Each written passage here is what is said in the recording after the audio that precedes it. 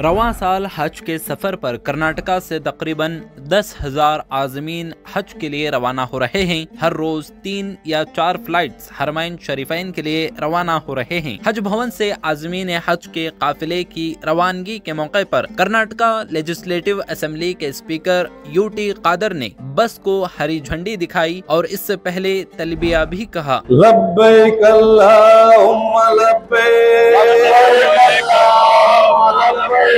लब्बैक ला शरीक लक लब्बैक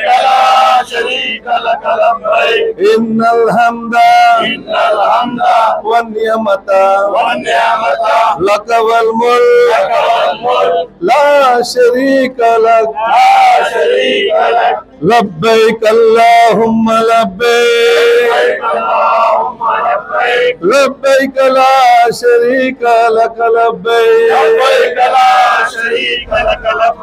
इस मौके पर हज कमेटी के एग्जीक्यूटिव ऑफिसर सरफराज खान, हज कमेटी के मेंबरान जुल्फिकार टीपू, सैयद मुजाहिद और दीगर मौजूद थे। इस मुनासिबत से बात करते हुए Karnataka assembly speaker UT Khader ने हज भवन में मसरूफ वॉलंटियर्स हजरात की सराहना की कि ये आज़मीन हज की बेलौज खिदमात अंजाम दे रहे हैं और बताया कि हज भवन में बेहतर इंतजामात किए गए हैं और वो यहाँ पर दिए जा रहे खिदमात से खुश हैं। जबकि हज कमेटी ऑफ इंडिया पर रवां साल के हज के सिलसिले में उठ रहे कई शिकायत के ताल्लुक से भी बात की। मुझे बहुत अच्छा लग रहा है, मेरी हैप्पी, क्योंकि कर्नाटका हज कैंप सभी के एक साकर लेकर हमारा स्टेट गवर्नमेंट चीफ मिनिस्टर, हमारा जमीर अहमद खान मिनिस्टर और रहीम खान मिनिस्टर और CEO Sarfaraz and Hajj committee senior member like Tipu, Mujahid and all the members, एक taking all the सबका सपोर्ट लेकर सभी ऑर्गेनाइजेशन उलेमा जुमर लेकर एक यूनाइटेड वर्क कर रहा है एंड एक बड़ा हज कैंप है, क्योंकि 10,000 के ज़्यादा लोग ये एक प्लेस से अभी जा रहा है और जाने के समय सभी बहुत नेम्मदी से, बहुत खुशी से इधर से जा रहा है। वो पहला हमारा सबका अभिनंदन करता हूँ। It's a team work. अभी सभी चेयरमैन है, चेयरमैन इज अ सिंबल, क्योंकि वो सिस्टम में होना, और चेयरमैन एक क्या काम कर सकते हैं? कुछ नहीं कर सकते।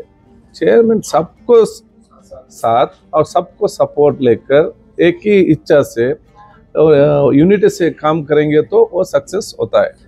इसलिए is only member number 1 in the committee. Chairman is number 1 in the committee. According to the procedure, they should be on the head. So it is there. But he only can't do anything and everything. They should take everyone's support. So the distribution of the work and power should be divided equally and unitedly they should go forward. अभी देखो हम सब इधर से उधर कौन जाता है ना, वो सब सोचना है। लक्षांतर आदमी को ये जगह में एक के टाइम पहुंचने टाइम वो प्रॉब्लम आता ही आता है।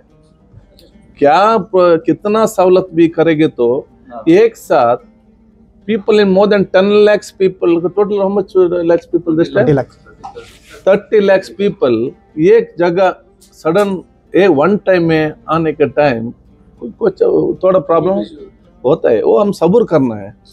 हमारा हज सिर्फ उधर हज करने का और दुआ करने का, उधर फाइनल डे का एक पवित्रता का एक हमारा हज निर्वहन करने से इनका साथ क्या क्या तकलीफ आते हैं ना, वो सब्र से समाधान से उनको लेकर हज करने के तो बहुत अच्छा होगा। इसीलिए हम क्या इधर से हम दूसरी जगह किधर आप भी जाओ, किधर भी जाओ, हम वो क्या सोचता है वैसे हम कुछ नहीं मिलता। बेंगलुरु में वाक़े हज भवन में आज़मीन हज के जमा होने और उनके सफर पर रवाना होने का रूहाना मंजर निहायत खूबसूरत वो पुरनूर है। हर दिन एक बड़ी तादाद में मिल्लत के अफराद व रिश्तेदार आज़मीन हज को रवाना करने के लिए हाजिर हो रहे हैं और अपने लिए दुआओं की गुजारिश कर रहे हैं और दुआएं दे रहे हैं। हाँ, दुआएं मांगने के लिए बोले। हाँ, अच्छे से सेहत से रहना। फिर मेरे एग्जाम में अच्छे मार्क्स आना, सबके भी एग्जाम्स में अच्छे मार्क्स आना। फिर सब जने बोले दुआ करो बोल। मेरे छोटे मामा भी नानी, मैं नेक्स्ट टाइम इंशाल्लाह। सब दुआएं करो, अच्छे से रहो, सब अच्छे रहो, तबीयत का ख्याल रखो। नानी सबके वास्ते दुआ करो बोल। अच्छे रहो, सबको लिए दुआ करो। क्या भी नहीं, सब मुसलमान अच्छे रहते इंशाल्लाह, उनके तकलीफ आसान हो जाए। फलस्तीन के हाँ ठीक था, बहुत क्राउडेड है, ये एक्सपेक्टेड नहीं था। ऐसा एक्सपेक्टेड नहीं था। चनपटना हमारे ताया में कजिन हयात के वास्ते, सेहत के वास्ते, हमारे दीदी को डॉक्टर बनने के वास्ते। रामनगर बहुत अच्छा है भाई जारी, सेहत के वास्ते दुआ मांगी, हमें भी जाने के वास्ते वहाँ मंदिर दुआ करो।